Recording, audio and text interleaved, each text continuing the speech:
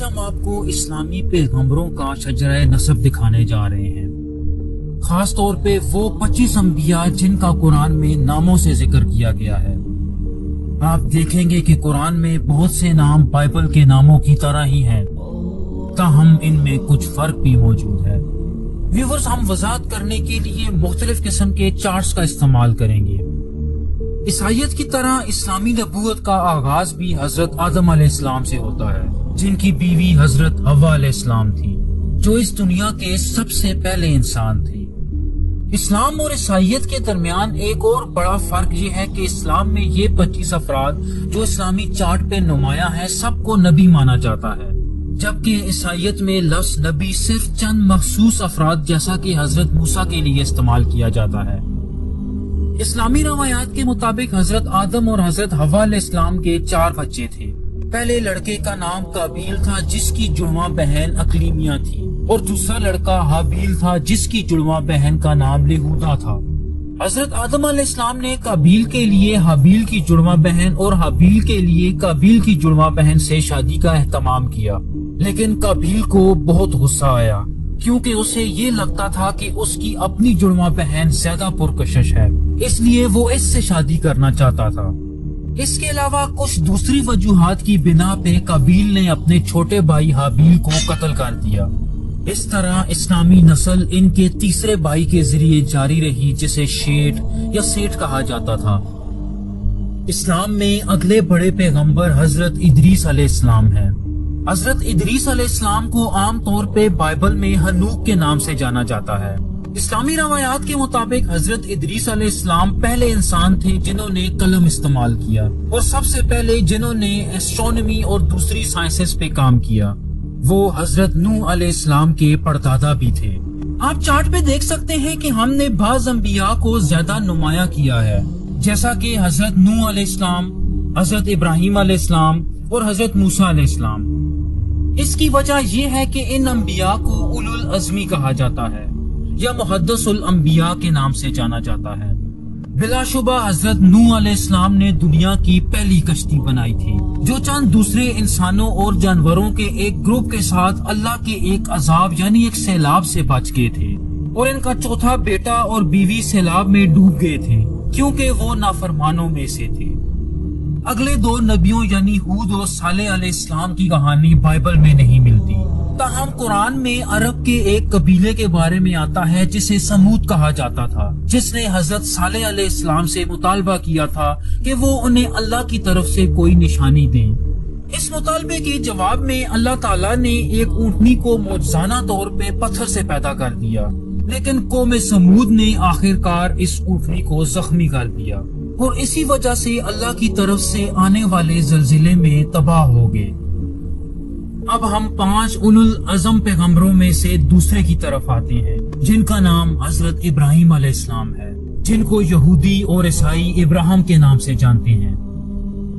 Viewers, اس جگہ پہ پیغمبروں کے خاندان میں ایک بہت اہم تقسیم ہے، اور واقعات کے قرآنی نسخے اور بائبل کے نسخوں کے درمیان بھی کئی بڑے فرق ہیں۔ دونوں روایات کے مطابق حضرت ابراہیم علیہ السلام کے 2 بڑے بیٹے تھے، حضرت اسماعیل علیہ السلام اور حضرت اسحاق علیہ السلام۔ عرب یعنی محمد صلی اللہ علیہ وآلہ وسلم حضرت اسماعیل علیہ السلام کی نسل میں سے ہیں، جبکہ بنی اسرائیل حضرت اسحاق علیہ السلام کی اولاد ہیں۔ اسلامی روایات میں حضرت ابراہیم علیہ السلام کے بارے میں بہت سے ایسے واقعات ہیں جو بائبل میں نہیں ملتے۔ ایک مشہور قصہ یہ ہے کہ حضرت ابراہیم علیہ السلام کو توحید کی تبلیغ کرنے کی وجہ سے آگ میں ڈال دیا گیا، اور وہ بغیر کسی نقصان کے اس آگ سے باہر نکل آئے۔ لیکن اسلام اور بائبل کے نسخوں میں جس کہانی میں سب سے زیادہ فرق ہے وہ حضرت ابراہیم علیہ السلام کے بیٹے کی قربانی کا واقعہ ہے۔ بائبل کے مطابق حضرت ابراہیم علیہ السلام کو اپنے دوسرے بیٹے حضرت اسحاق علیہ السلام کی قربانی کا حکم دیا گیا، جبکہ قرآن میں قربان ہونے والے کو حضرت ابراہیم علیہ السلام کا پہلا بیٹا یعنی حضرت اسماعیل علیہ السلام کہا جاتا ہے۔ اسلام میں حضرت اسماعیل اور حضرت اسحاق علیہ السلام دونوں کو نبی مانا جاتا ہے، اور حضرت ابراہیم علیہ السلام کے بھتیجے یعنی حضرت لوط علیہ السلام کو بھی نبی مانا جاتا ہے۔ حضرت ابراہیم علیہ السلام حضرت اسماعیل کو مکہ لے گئے، جہاں ان دونوں نے مل کے خانہ کعبہ تعمیر کیا، جو اسلام کے مقدس ترین مقامات میں سے ایک سمجھا جاتا ہے۔ ویورز، حضرت شعیب علیہ السلام اور حضرت محمد مصطفیٰ صلی اللہ علیہ وآلہ وسلم کے علاوہ باقی تمام انبیاء حضرت اسحاق کی نسل میں سے ہیں۔ حضرت اسحاق علیہ السلام کے بعد ان کے بیٹے حضرت یعقوب علیہ السلام آئے۔ حضرت یعقوب علیہ السلام کے بیٹے حضرت یوسف علیہ السلام تھے۔ حضرت یوسف علیہ السلام اس طرح سے منفرد ہیں کہ ان کا قصہ قرآن مجید میں ایک سورت کی شکل میں مکمل طور پہ بیان کیا گیا ہے۔ بنیادی طور پہ حضرت یعقوب علیہ السلام کے 12 بیٹے تھے، جن میں سے حضرت یوسف علیہ السلام ان کے پسندیدہ تھے۔ اسی وجہ سے ان کے دوسرے بھائیوں نے حسد کرتے ہوئے انہیں کنویں میں پھینک دیا، لیکن پھر بعد میں وہ مصر کے بادشاہ بن کے سامنے آئے۔ اگلے 2 نبی حضرت یعقوب علیہ السلام کی نسل میں سے نہ تھے۔ حضرت ایوب علیہ السلام حضرت یعقوب کے بھائی کی اولاد میں سے تھے، جبکہ حضرت شعیب علیہ السلام حضرت ابراہیم علیہ السلام کے ایک بیٹے مدیان کی اولاد میں سے تھے۔ دلچسپ بات یہ ہے کہ اگرچہ اسلام کی ابتدا عرب میں ہوئی، لیکن قرآن میں جن 25 انبیاء کا نام لیا گیا ہے، ان میں سے صرف 4 وہاں مقیم رہے۔ حضرت شعیب علیہ السلام ان 4 میں سے ایک تھے، باقی حضرت ہود اور صالح علیہ السلام ہیں، جن کا ذکر ہم پہلے ہی کر چکے ہیں، اور یقیناً حضرت محمد صلی اللہ علیہ وآلہ وسلم بھی ہیں۔ حضرت شعیب علیہ السلام کی بیٹی حضرت صفورہ علیہ السلام کی شادی اگلے بڑے نبی حضرت موسیٰ علیہ السلام سے ہوئی۔ حضرت موسیٰ علیہ السلام 5 اولو العزم انبیاء میں سے تیسرے نمبر پہ ہیں، اور در حقیقت قرآن مجید میں ان کا نام کسی بھی دوسرے نبی سے زیادہ یعنی 135 مرتبہ آیا ہے۔ حضرت موسیٰ علیہ السلام کے بھائی حضرت ہارون علیہ السلام تھے، اور ان دونوں بھائیوں کا تعلق ایک واقعے سے ہے کہ وہ بنی اسرائیل کے ساتھ فرعون سے بچ نکلنے میں کامیاب ہو گئے تھے۔ حضرت موسیٰ علیہ السلام ان 4 انبیاء میں سے پہلے تھے کہ جن پہ ایک آسمانی کتاب نازل ہوئی۔ قرآن کریم اسلام کی سب سے مقدس کتاب ہے، تاہم 3 اور کتابیں ہیں جنہیں مسلمان مقدس مانتے ہیں، اور ان تینوں کا ذکر خود قرآن میں بھی موجود ہے۔ پہلی کتاب تورات ہے، جو کہ حضرت موسیٰ علیہ السلام پہ نازل ہوئی۔ تورات کے ساتھ ان کی وابستگی کی وجہ سے حضرت موسیٰ علیہ السلام یقیناً یہودیت کے اہم ترین پیغمبروں میں سے ایک ہیں۔ دوستو، اس فہرست میں اس کے بعد 2 ایسی شخصیات آتی ہیں کہ جو ایک ہی وقت میں نبی ہونے کے ساتھ ساتھ بادشاہ کے لقب پہ بھی فائز تھے، جو کہ حضرت داؤد اور حضرت سلیمان علیہ السلام تھے۔ یہ باپ بیٹا حضرت یعقوب علیہ السلام کے ایک بیٹے کی اولاد میں سے تھے، جن کا نام یہودا تھا۔ حضرت موسیٰ علیہ السلام کی طرح حضرت داؤد علیہ السلام کا تعلق بھی ایک مخصوص مقدس کتاب سے ہے، جسے زبور کہا جاتا ہے۔ ویورز، ان کے بعد حضرت الیاس اور ان کے جانشین الیسع آتے ہیں، اور یہ دونوں حضرت ہارون علیہ السلام کی اولاد میں سے تھے۔ ویورز، قرآن میں ایک اور نبی کا ذکر بھی آتا ہے جن کا نام حضرت یونس علیہ السلام تھا، جنہیں ایک بہت بڑی مچھلی نے زندہ نگل لیا تھا۔ اس کے بعد ہم حضرت زکریا، حضرت یحییٰ اور حضرت عیسیٰ علیہ السلام پہ آتے ہیں۔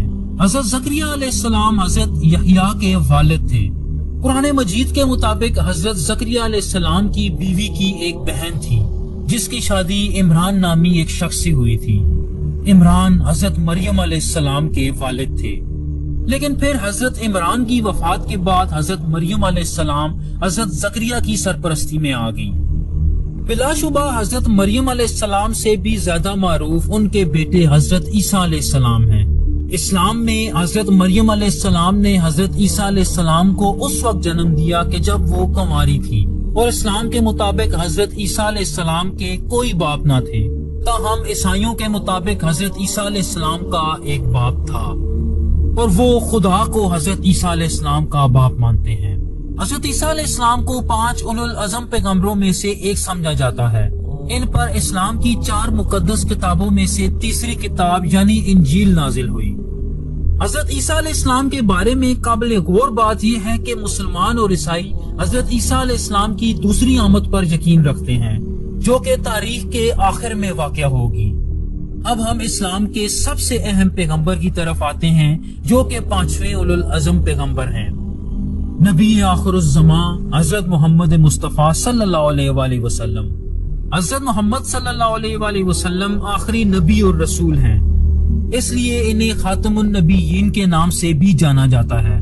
اور اگر دوسرے لفظوں میں بات کی جائے تو محمد صلی اللہ علیہ وآلہ وسلم کے بعد اللہ کا اپنے بندوں کے ساتھ براہ راست رابطہ ہمیشہ کے لیے ختم ہو گیا۔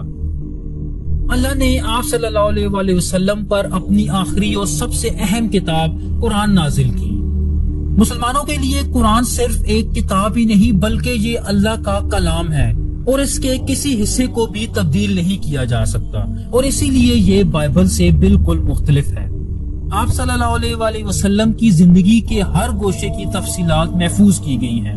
آپ کی پہلی بیوی کا نام حضرت خدیجہ رضی اللہ تعالیٰ عنہا تھا۔ ان کے صرف 4 بچے جوانی تک زندہ رہے، اور وہ 4 بیٹیاں تھیں جو حضرت خدیجہ رضی اللہ تعالیٰ عنہا کے ساتھ تھیں۔ تاہم ان 4 بیٹیوں میں سے صرف ایک حضرت فاطمہ رضی اللہ تعالیٰ عنہا کی اولاد ہے، جو اپنے بیٹوں حضرت حسن اور حضرت حسین رضی اللہ تعالیٰ عنہا کے ذریعے آج بھی زندہ ہیں۔ حضرت فاطمہ رضی اللہ تعالیٰ عنہا نے آپ صلی اللہ علیہ وآلہ وسلم کے چچا زاد بھائی حضرت علی رضی اللہ تعالیٰ عنہ سے شادی کی۔ حضرت محمد صلی اللہ علیہ وآلہ وسلم کی جانشینی سب سے پہلے ان کے پہلے سسر حضرت ابو بکر، دوسرے ان کے دوسرے سسر حضرت عمر، تیسرے ان کے داماد حضرت عثمان، اور پھر چوتھے ان کے چچا زاد بھائی اور داماد حضرت علی رضی اللہ تعالیٰ عنہ نے کی۔ مسلمان ان 4 کو اسلام کے پہلے 4 خلیفہ مانتے ہیں۔ چوتھے خلیفہ راشد حضرت علی رضی اللہ تعالیٰ عنہ کی وفات کے بعد خلافت سب سے پہلے اموی خاندان جو کہ حضرت عثمان کا خاندان تھا اور اس کے بعد عباسی خاندان کے پاس گئی۔ ان دونوں خاندانوں کا حضرت محمد صلی اللہ علیہ وآلہ وسلم سے گہرا تعلق تھا، تاہم ان میں سے کوئی بھی خاندان حضرت محمد کی اولاد میں سے نہ تھا۔ ویورز، امید ہے کہ آپ کو یہ ویڈیو پسند آئے گی۔ ہماری ویڈیو دیکھنے کا بہت شکریہ۔ کمنٹس میں آپ کی رائے جان کر ہمیں بہت خوشی ہوگی۔ تھینک یو سو مچ۔ اللہ حافظ۔